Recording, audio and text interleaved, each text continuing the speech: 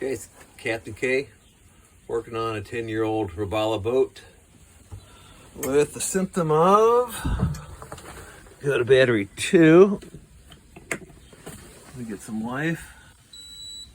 Looking good. We go to battery 1. Nothing.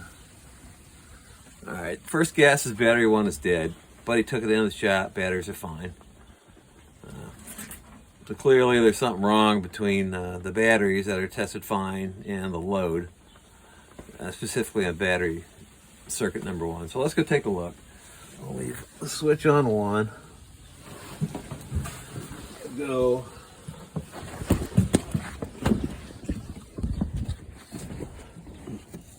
the back side of the switch.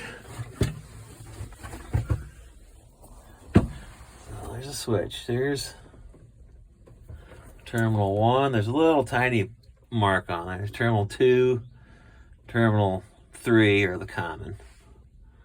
So what we're going to do is check the voltage between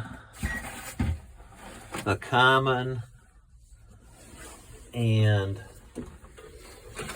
terminal 1, and if the circuit's fine, if the switch is fine, then there'll be no voltage drop. So I'm gonna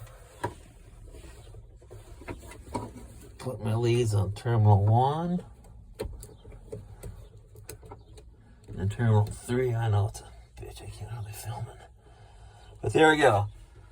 So if the switch closed in position 1, I got a 12 volt drop. So clearly this switch is bad.